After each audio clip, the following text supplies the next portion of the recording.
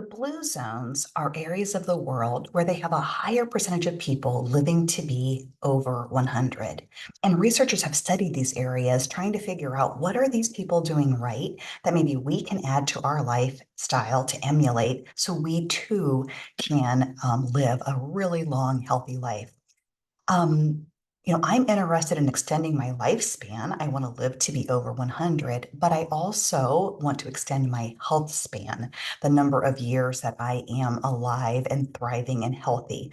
I don't know anyone that wants to live a long life without the health span also, right? No one wants to extend their life by 20 years by living in a nursing home or being severely dependent on other people to take care of them. And that's what they've figured out in the blue zones. They haven't done this on purpose, they've done it on an accident, but it has really, really worked out for them. And while each of the five blue zones that have been identified have differences, there's a lot they share in common. And that's what I want to talk to you about today. So, in the blue zones, one thing that they do is they do lots of movement. Now, interestingly, none of these blue zones are really into marathoning or CrossFit or, formal exercise programs. They just live an active lifestyle with natural movement. Like they walk to the market or they harvest their garden. So movement is key in the blue zone areas. The second thing that the blue zones share in common is that they have strong social connections. And this is something that is definitely getting worse and worse and worse in our current climate, I think, because social media really leaves us very overly connected to many people, but underconnected, I think, to our small core of the people that are the closest to us. Just last night, had a very long day at work, both my husband and I, and kids had activities after school. And at the end of the day, it's the first time my husband and I had seen each other all day long. And he's laying on one end of the family room. I'm on the other end of the family room. We have the TV on in the background, but we're both scrolling our phones. And as I'm scrolling my phone and he's scrolling his phone, I saw something that said on Facebook, it said, phones have really allowed us to be very much more connected to people in distant corners of the world while inhibiting our connection to those closest to us. And this is something we really, really have to fight against because this is not the way they do it in the blue zones. They have strong social connections, strong family support, really close friends that they spend time with and really help one another out. And this is really, really key to health.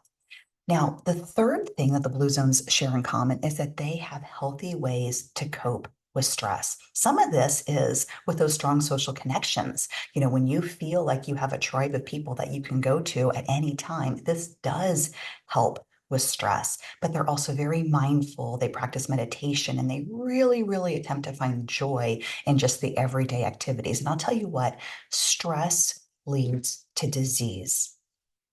The fourth thing the blue zones share in common is they have a strong sense of purpose. Every single person on this planet is here for a purpose. And some people find that and they live a life of such joy. Some people don't know what it is. If you don't know what your purpose is, it is really crucial that you find it. And it's hard to find it when we're so distracted with all the noise of the world.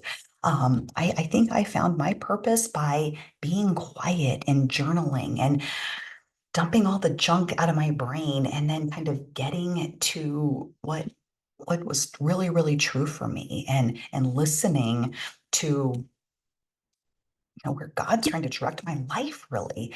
But that takes some time and effort. But if you can find it, it can really, really be powerful. And researchers have actually found that if you feel that your life has purpose, it can add 7 years to your life.